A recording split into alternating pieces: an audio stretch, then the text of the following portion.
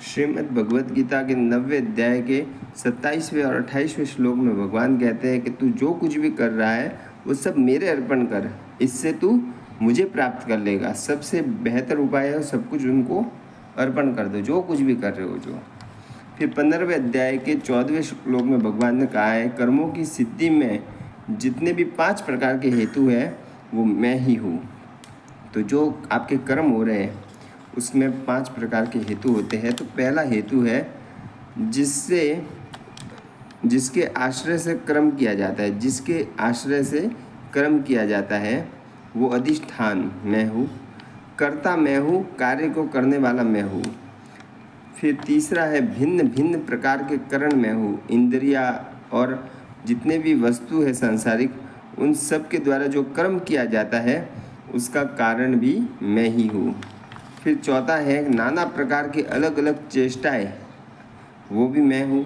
और पांचवा जो इन सब को करवाने वाला है, हमको घसीट के उस कर्म में प्रवृत्त करने वाला है और उससे ताकतवर संसार में कोई भी नहीं है, वो है देव। तो उसकी देव की अगर इच्छा है तो फिर आपको वो होके ही रहेगा। तो देव है वो 5वां हेतु कहा गया है कर्म में।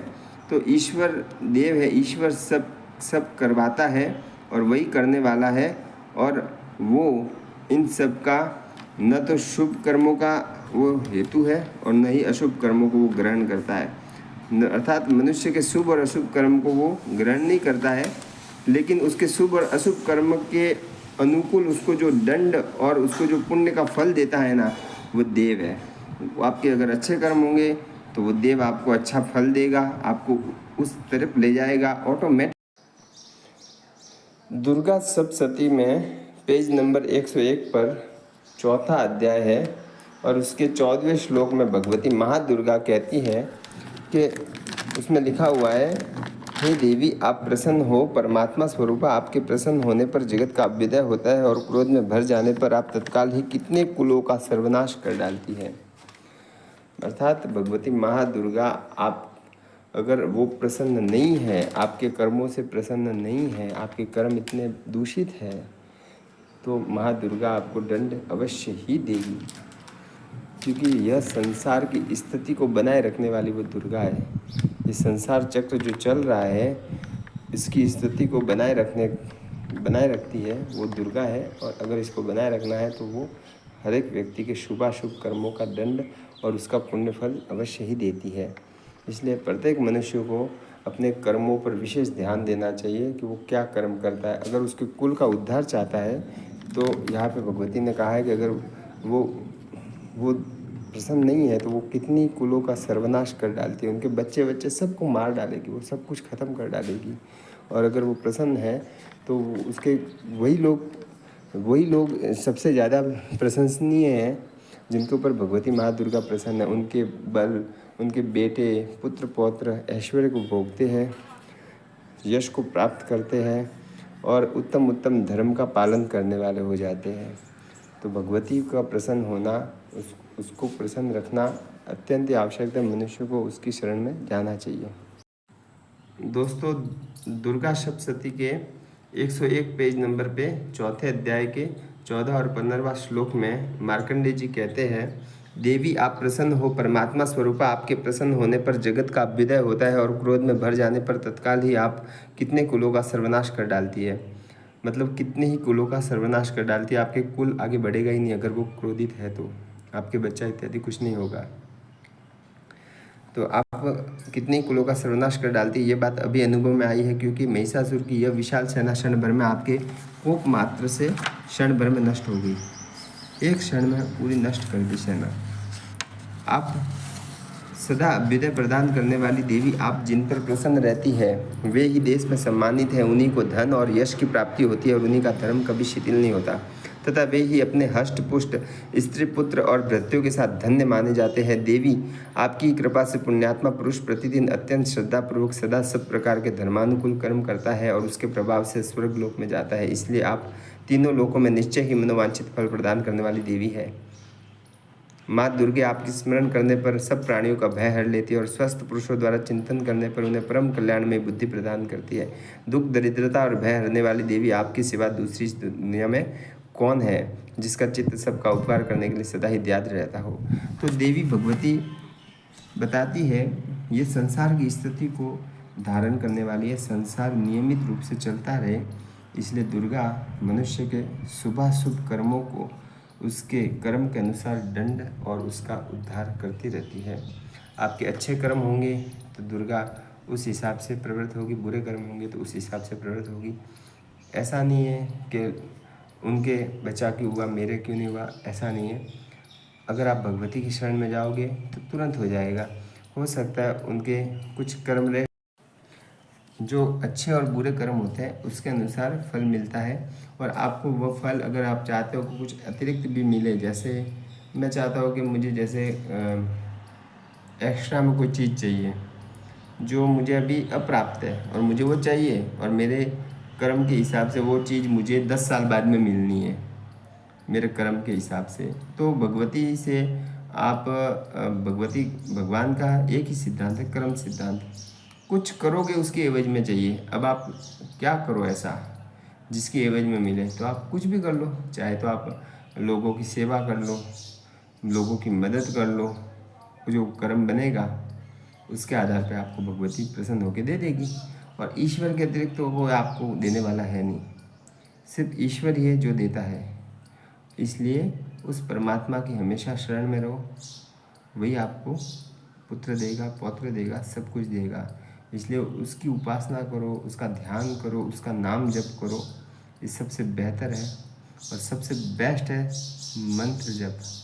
आप उसका नाम स्मरण करो, सबसे बेस्ट। धन्यवाद दोस्तों। तो शास्त्रों में हमारे बच्चे के बारे में क्या कहा गया है, तो मेरे पास 2 किताबें हैं, एक है श्रीमद् भगवत गीता और एक है दुर्गा सप्तशती। उसमें कितना हेतु रहता है, कितना प्रयोजन रहता है, देव का कितना उपयोगिता है, उसके बारे में मैं आपको बताऊंगा। तो पहली किताब है श्रीमद् भगवत गीता, उसके अंदर 3रा अध्याय है और उसका 10वां श्लोक है, जिसमें भगवान श्री कृष्ण ने कहा है कि आप यज्ञ के द्वारा अपनी सारी इच्छाएं पूरी कर सकते हैं। अपनी जो भी इच्छा है वो यज्ञ के द्वारा पूर्ण कर सकते हैं। फिर 17वां अध्याय है, उसका 8वां श्लोक है, वहाँ पे सात्विक भोजन के बारे में कहा गया है, जो अपने रोगों का नाश करेगा ऐसा भोजन करो जो सात्विक होवे। फिर 17वें अध्याय के 11वें श्लोक में सात्विक यज्ञ के बारे में कहा गया है। और फिर 17वें अध्याय के 14, 15 और 16 इन श्लोकों में संपूर्ण कामनाओं को पूर्ण करने वाले सात्विक तप के बारे में कहा गया है। फिर 17वें अध्याय के 20वें श्लोक में महातृष्णाओं का नाश करने वाला, देव ऋषि और पितरों को तृप्त करने वाला सात्विक दान है, उसके बारे में कहा गया है। फिर 17वें अध्याय के 28वें श्लोक में हमारी श्रद्धा के विषय में कहा गया, आपकी श्रद्धा कितनी है ईश्वर के प्रति, उसके बारे में बताया गया है। फिर 18वें अध्याय के 5वें श्लोक में यज्ञ, दान और तप करना हमारा कर्तव्य है। ये तीनों कार्य हमारे कर्तव्य, अर्थात इसको करना ही पड़ेगा। अगर आप नहीं करोगे तो आप अपने परमार्थ से भ्रष्ट हो जाओगे, मतलब ये आपको श्रेष्ठ बनाएंगे। जिस प्रकार इंसान का नहाना जरूरी है, वॉशरूम जाना जरूरी है, करना ही पड़ेगा, आप नहीं करो। नमस्कार दोस्तों, जीडी प्राकृतिक चिकित्सा केंद्र रोइडा सिरोही राजस्थान में आपका हार्दिक स्वागत है। हमारे यहाँ पर किसी भाई बहन के अगर शादी हो चुकी है और बच्चा नहीं ठहर रहा है, काफ़ी समय से वो परेशान है, किसी भी प्रकार की चिकित्सा पद्धति के द्वारा भी उनके बच्चा नहीं हो रहा है, टेस्ट ट्यूब करवाया है फिर भी नहीं रहता है, तो आप हमसे संपर्क कीजिए। हमारे यहाँ उसका इलाज किया जाता है, उसकी गोपनीयता का पूर्ण ध्यान रखा जाएगा, पूर्ण रूप से प्राकृतिक चिकित्सा के द्वारा इलाज होगा। यज्ञ चिकित्सा, मंत्र चिकित्सा कराई जाती है, शरीर को डिटॉक्स किया जाता है और हमारे यहाँ खाने और रहने की पूर्ण व्यवस्था है। मेरे नंबर है 9166954726।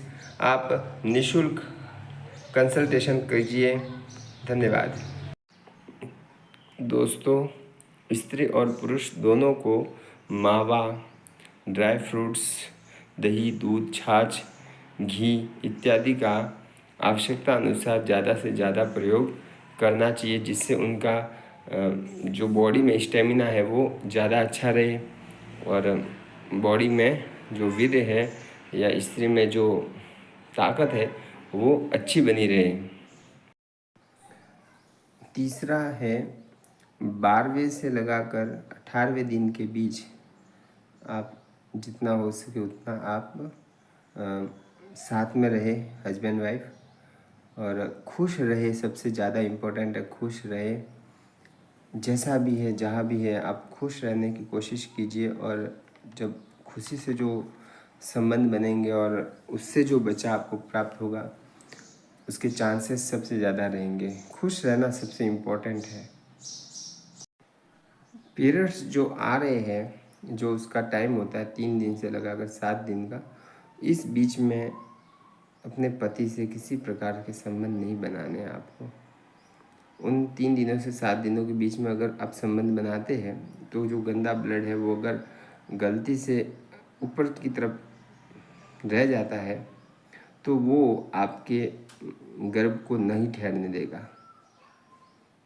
दोस्तों, अगर औरत चाहती है कि वो इसी महीने प्रेग्नेंट हो जाए या जल्द से जल्द प्रेग्नेंट हो, तो उसको बताऊंगा उन बातों का विशेष रूप से पालन करना चाहिए, ध्यान रखना चाहिए।